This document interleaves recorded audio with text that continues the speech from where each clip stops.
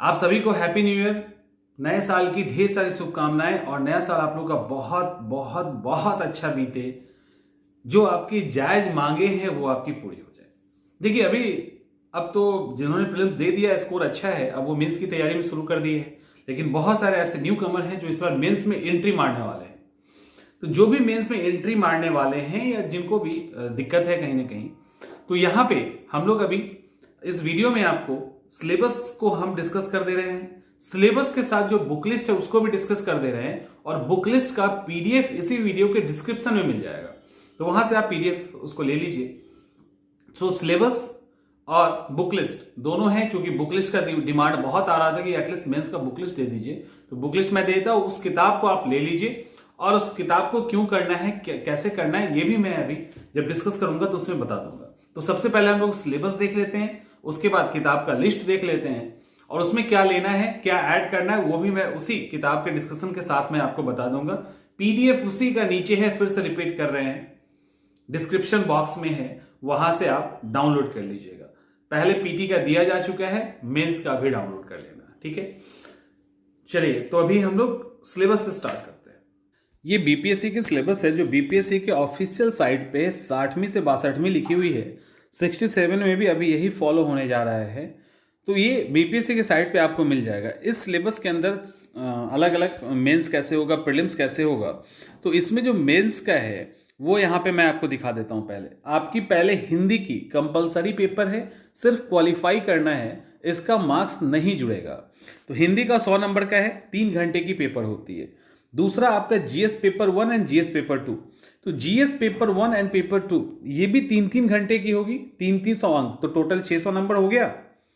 उसके बाद यहाँ पे लिखा हुआ है ऐच्छिक विषय, यानी और एक जो आप ऑप्शनल पेपर लेंगे उसका स्टैंडर्ड वही होगा जो पटना यूनिवर्सिटी का ऑनर्स पेपर होता है उसका। यहाँ पे ऐच्छिक विषय दे दिया गया है, यानी 37 तक यहाँ पे सब्जेक्ट को दे दिया गया। इनमें से कोई एक ही आपको लेना है और ये भी 300 अंक का है, यहाँ पे देखो लिखा हुआ है। तो टोटल 900 हो गया और 120 नंबर का आपका इंटरव्यू होता है। तो टोटल आपका जो मेरिट बनता है वो 1020 नंबर पे बनता है। यहाँ पे सब्जेक्ट के लिस्ट है। अब हमको अभी इससे मतलब नहीं है, हमें मतलब है जीएस पेपर 1 एंड 2 जो मेंस में पूछा जाएगा उसमें भी सबसे पहले हम लोग अभी हिंदी को देख लेते हैं। हिंदी में देखो ऐसे 30 नंबर का, जो ग्रामर है, व्याकरण है, वो 30 का, वाक्य विन्यास 25 का और संक्षेपण पेशी जिसको कहते हैं। तो आराम से ऐसे लिख के, सेंटेंस को सही करके और पेशी लिख के आप आराम से क्वालिफाई कर सकते हैं। हिंदी में रेयर ही कोई फेल करता है यहाँ पे। इसके बाद जो मेन हिस्सा है वो है जीएस पेपर का। GS paper part 1 and part 2, यानी पेपर 1 एंड पेपर 2 दो भाग में डिवाइड किया गया है। ऑप्शनल भी पहले आपका 2 भाग में डिवाइड किया गया था, बट अब ऑप्शनल को कम करके एक ही पेपर में सबको समेट दिया गया है। लेकिन जीएस अभी भी 2 पार्ट में है। पहले पार्ट के पहले सेक्शन में, यानी सेक्शन ए के अंदर modern history and Indian culture से सवाल होगा। इंडियन कल्चर में मेन बिहार के ही कल्चर से सवाल होता है। तो मेनली आपको मॉडर्न हिस्ट्री, वो भी भारत का स्वतंत्रता संग्राम 1857 के बाद, और भारतीय संस्कृति, इंडियन कल्चर में जो मेन कल्चर है वो बिहार का कल्चर होता है। यहाँ पे कहीं भी बिहार नहीं लिखा हुआ है, लेकिन सब जगह बिहार को भी इंक्लूड कर लीजिएगा, यानी बिहार का आधुनिक भारत, उसी तरह से भारत का आधुनिक भारत। फिर राष्ट्रीय अंतर्राष्ट्रीय महत्व का घटना, राष्ट्रीय, नेशनल, इंटरनेशनल इंपॉर्टेंस का कोई अगर एक साल के अंदर कुछ इंपॉर्टेंट घटा है तो उससे रिलेटेड करंट अफेयर्स का सेक्शन है, बिहार को भी इंक्लूड कर लेना है। यहाँ पे स्टैट है, स्टैटिस्टिक, ये सांख्यिकी जिसको कहते हैं। सांख्यिकी यानी इसके अंदर भी आपको डीआई देखना है, डाटा इंटरप्रिटेशन देखना है, ठीक है। आरेखन और चित्रण लिखा हुआ है, जैसे पाई चार्ट, बार डायग्राम, इससे रिलेटेड सवाल यहाँ पे पूछे जाएंगे। तो ये तो आपका फर्स्ट पेपर हो गया। सेकेंड पेपर में जब आएंगे तो भारतीय राज्य व्यवस्था, उसी तरह से बिहार की राज्य व्यवस्था, उसके बाद भारतीय अर्थव्यवस्था या भारत का भूगोल। तीसरा आ जाएगा साइंस एंड टेक। अब अच्छे से समझो आप कि कैसे कैसे आपको डील करना है और कैसे पढ़ना है। सबसे पहले पेपर 1, पेपर 1 का जो सेक्शन है यहाँ पे क्या लिखा हुआ है इसको अच्छे से पढ़िए, समझ में आ जाएगा। आधुनिक भारत, बिहार के विशेष संदर्भ में आ गया ना, भारतीय और के संबंध में इतिहास और भारतीय संस्कृति के अंतर्गत 19वीं शताब्दी के मध्य भाग से लेकर, यानी 1850 की बात कर रहे हैं, 1850 के बाद से लेकर जो भी मॉडर्न हिस्ट्री है वो, इसके अलावा अलग से मेंशन कर दिया गया है गांधी, रविंद्रनाथ टैगोर और नेहरू, इनको अलग से डाल दिया गया है। इसके बाद अब बिहार का भी चूंकि मॉडर्न हिस्ट्री है, तो बिहार के मॉडर्न हिस्ट्री में देखो वेस्टर्न एजुकेशन से रिलेटेड सवाल पूछे जाएंगे। स्वतंत्रता संग्राम में बिहार की क्या भूमिका थी, तो सिर्फ बिहार की भूमिका में बिहार की महिलाओं का क्या रोल था, बिहार के नेताओं का क्या रोल था, बिहार के छात्रों का क्या रोल था, अलग अलग मूवमेंट में बिहार का क्या पार्टिसिपेशन था, इस तरह से जुड़े हुए सवाल आपसे पूछे जाते हैं। अगला आ जाएगा संथाल विद्रोह। बिहार में 1857 बिरसा का आंदोलन, चंपारण सत्याग्रह, 1942 का भारत छोड़ो आंदोलन, इन सब जगह से भी सवाल आपसे पूछा जाएगा बिहार से ही। तो बिहार का नेशनल इंडियन नेशनल मूवमेंट में क्या क्या रोल रहा है, बिहार पे क्या इंपैक्ट पड़ा है, बिहार का क्या पार्टिसिपेशन है, इससे रिलेटेड। लेकिन यहाँ पे एक और है कि भारतीय संस्कृति, तो एक्चुअली इंडियन कल्चर से जो सवाल आता है वो बेसिकली बिहार के कल्चर से सवाल आता है। जैसे यहाँ देखो लिखा है मौर्य काल और पाल्य काल, पटना कलम की मुख्य विशेषता, यानी मौर्य, पाल और पटना कलम तो मेन डाल दिया है, लेकिन पटना कलम के साथ साथ मिथिला पेंटिंग भी है, उसके अलावा मंजूसा पेंटिंग भी है। तो यहाँ की जो आर्ट स्टाइल है या आर्किटेक्चर है उससे रिलेटेड सवाल आपसे पूछे जा सकते हैं और हर साल पूछा जाता है। इसके बाद स्टैट की बात आएगी, तो स्टैटिस्टिक में सीधा क्लियर लिखा गया है आरेखन और सचित्र नंबर, यानी वेन डायग्राम आपसे पूछा जाएगा, जिसके अंदर पाई चार्ट, वेन डायग्राम, ये सब सवाल होंगे। और जो सवाल ऑलरेडी दे दिया गया होगा, सवाल ऑलरेडी दे दिया गया होगा, उसी के आधार पे आपको आंसर लिखना है। एक चीज और याद रखिएगा, स्टैट में कंफ्यूजन ये होता है, सवाल भी कहीं पूछा गया है, शायद मेरे पास आया है, कि क्या डायग्राम मेंस के पेपर में ही बनाया जाएगा। अभी मेरे स्टाफ ने पूछा था, कहीं मैसेज था उसको लेके, तो डायग्राम क्या मेंस के, तो डायग्राम मेंस के पेपर में नहीं बनाया जाएगा। पहली बात, जो डायग्राम ऑलरेडी बना है उसी से आपको आंसर निकालना है। दूसरा, आंसर वन लाइन में नहीं होगा, आंसर जो भी सवाल है उसका पूरा प्रोसेस बताते हुए आपको डिटेल में आंसर तैयार करना है। तो दोनों चीजें हैं, दोनों को ध्यान रखिएगा। उसके बाद दूसरा यानी सेकेंड पार्ट, तो ये हो गया यहाँ पे। सेकेंड पार्ट के अंदर भारतीय राज्य व्यवस्था से सवाल है। राज्य व्यवस्था से जो सवाल है उसमें भारत और बिहार दोनों आ जाएगा। पॉलिटी से जो बेसिकली सवाल होती है वो इंडियन पॉलिटी से ही होती है।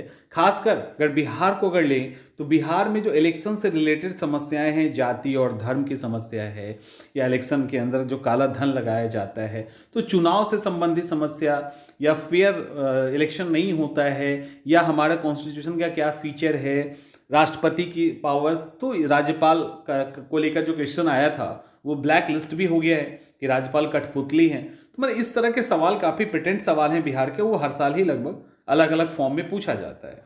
हाँ, पंचायती राज व्यवस्था से सवाल आ सकता है, तो इस तरह के सवाल आएंगे। अब ध्यान रखना, पॉलिटी तो ठीक है, अब यहाँ से देखिए इकोनॉमिक्स स्टार्ट होता है और यहाँ तक इकोनॉमिक्स, तो क्या लिखा हुआ है, भारतीय अर्थव्यवस्था और भारत और बिहार के भूगोल से संबंधित खंड, भारत की योजना, भारत के भौतिक, आर्थिक, सामाजिक भूगोल। देखो आप जैसे ही सेकेंड पेपर देखेंगे ना, सेकेंड पेपर का सेकेंड सेक्शन देखेंगे जहां जिसमें इकोनॉमिक्स एंड ज्योग्राफी है, तो आपको क्या दिखेगा, इकोनॉमिक्स भी है, ज्योग्राफी भी है। लेकिन अगर रियली में उसको अच्छे से एनालाइज करेंगे आप, तो आपको पता चलेगा कि वहां सिर्फ इकोनॉमिक्स ही इकोनॉमिक्स है। ज्योग्राफी से हार्डली एक सवाल फिजिकल ज्योग्राफी से होता है, अदरवाइज नहीं। हार्डली एक सवाल मिलेगा, कभी कभी वो भी नहीं मिलेगा। आप ठीक से देखिएगा पेपर तो समझ में आएगा। तो हार्डली एक सवाल होगा, अदरवाइज वो भी नहीं होगा। और जब वो सवाल होगा, ध्यान से समझिए, जब वो सवाल होगा तो उसमें भी एक तो फिजिकल होगा, बाकी ज्योग्राफी के जो भी सवाल आपको दिखेंगे वो एक्चुअली कहीं ना कहीं इकोनॉमिकल ज्योग्राफी का सवाल होगा, वो इकोनॉमिक्स से टच कर रहा होगा, और बाकी इकोनॉमिक्स तो अपनी जगह पे है ही। तो यहाँ पे इस सेक्शन में आपको सबसे ज्यादा इकोनॉमिकल ज्योग्राफी, इकोनॉमिक्स पे ध्यान देना है। फिजिकल ज्योग्राफी से हार्डली मुश्किल से एक सवाल आएगा या नहीं आएगा, नहीं भी करोगे तो भी आप यहां से आराम से इकोनॉमिकल ज्योग्राफी करके काम निकाल लेंगे। उसके बाद आता है science and tech. Science and tech में ध्यान रखिएगा, देखो कैसे लिखा हुआ है, इसको नहीं पढ़ने के कारण दिक्कत होती है। यहां पे क्या लिखा है साइंस एंड टेक में उम्मीदवार की जानकारी की परीक्षा तो करेंगे ही, इनमें प्रायोगिक पक्षों पर यानी जो साइंस एंड टेक का अप्लाइड सेक्शन है उस पर ध्यान दिया जाएगा। आप पीछे के सवालों को पलट के देखिए तो आपको पता चलेगा कि कहीं पे भी पानी की प्रॉब्लम है, पानी का दिक्कत है, पीने के पानी का दिक्कत है। अब किस तरह से साइंस एंड टेक से उसको हम दूर कर सकते हैं, महिलाओं की सुरक्षा से रिलेटेड समस्याओं को बताते हुए किस तरह से साइंस एंड टेक के तहत उसको रोक सकते हैं। लगातार महामारी फैल रही है, साइंस एंड टेक का इसमें किस तरह से योगदान है रोकने का।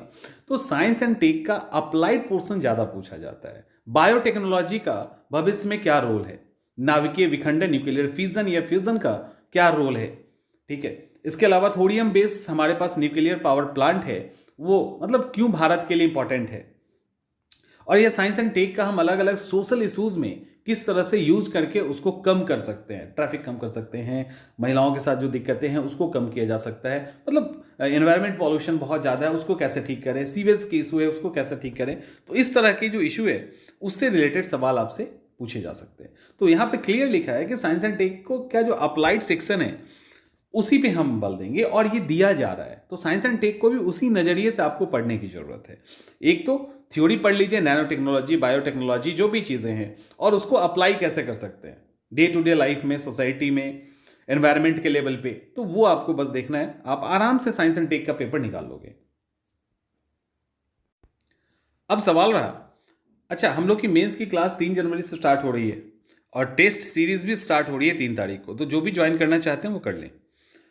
अब देखिए बुक लिस्ट की बात, जो किताब आप बोल रहे हैं, तो मॉडर्न हिस्ट्री में आप लोग क्या कीजिए, बिपिन चंद्रा और राजीव अहिर, हमारे नोट्स को फॉलो कर सकते हैं आप, काफ़ी अच्छे से लिखा हुआ नोट्स है, तैयार किया हुआ है। तो मॉडर्न हिस्ट्री में बिपिन चंद्रा और राजीव अहिर की किताब आप पढ़िए, निकाल ले लीजिए, आराम से वहाँ से मॉडर्न हिस्ट्री आपका निकल जाएगा। हिंदी इंग्लिश दोनों में अवेलेबल है और हमारा नोट्स ले सकते हैं। इंडियन ज्योग्राफी में आप अभी क्या कीजिए, महेश वनवाल की किताब लीजिए, उसमें अलग इंडियन और वर्ल्ड नहीं लेना है, कॉम्प्रिहेंसिव जो ज्योग्राफी आता है उसके अंदर फिजिकल ज्योग्राफी भी है, इकोनॉमिकल ज्योग्राफी भी है, वर्ल्ड का ज्योग्राफी भी, मतलब हर तरह से ज्योग्राफी है उसके अंदर। वहीं से आप कंटेंट आराम से निकाल लोगे और लगे तो आप हमारे इंस्टीट्यूट का नोट्स ले सकते हैं, तो हो जाएगा। उसके बाद इंडियन पॉलिटी की बात करें, एम लक्ष्मीकांत की किताब काफ़ी सही है। भारतीय राज्य व्यवस्था जो उनकी किताब है, हिंदी में भी है इंग्लिश में भी है। उसके अलावा हमारे नोट्स आप प्रेफर कर सकते हैं। इकोनॉमी की बात करें तो भारतीय अर्थव्यवस्था का विकास और इंडियन इकोनॉमिक डेवलपमेंट, ये थोड़ा सा एक बेस बनाने के लिए कहीं ना कहीं है, और इसको हल्के में इस किताब को नहीं लेना। मेंस के अंदर यहां से कई सारे पॉइंट आप निकाल के सीधे लिख सकते हैं और वो काम करेगा। रमेश सिंह की किताब आप ले सकते हैं, और ये एक किताब है कुमार सर्वेश की, लेकिन ये हिंदी मीडियम में आती है। तो हिंदी मीडियम वाले रमेश सिंह को नहीं लेके कुमार सर्वेश की किताब ले ले, इंग्लिश मीडियम वाले रमेश सिंह की किताब ले ले, क्योंकि कुमार सर्वेश की जहां तक मुझे लगता है नहीं आती है, आती होगी तो उन्हीं का ले लेना आप।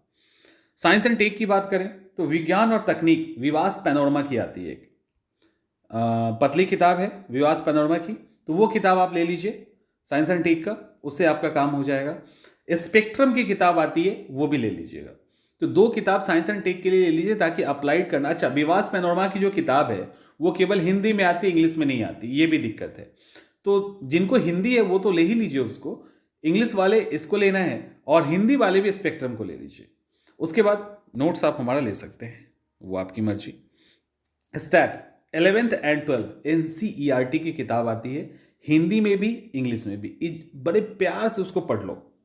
पढ़ने से आपको, और उसमें सारा नहीं पढ़ना, आपको जो DI से रिलेटेड पोर्शन उसको पढ़िए ताकि समझ में आ जाए कि आखिर पाई चार्ट क्या होता है। क्योंकि अभी तो सवाल आ रहे हैं, सवाल के साथ अगर ये बोल दे कि पाई चार्ट की उपयोगिता बताइए, वेन डायग्राम की उपयोगिता बताइए, कहां दोनों का यूज करते हैं, दोनों में क्या अंतर है, तो क्या लिखोगे।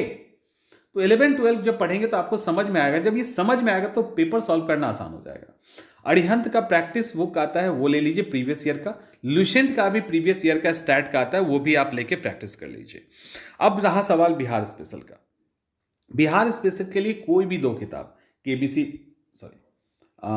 केबीसी नैनो की किताब आती है, वो ले लीजिए। स्पर्धा अलग अलग पब्लिकेशन की किताब आती है बिहार स्पेशल के लिए, उसको आप लेके आगे बढ़ सकते हैं।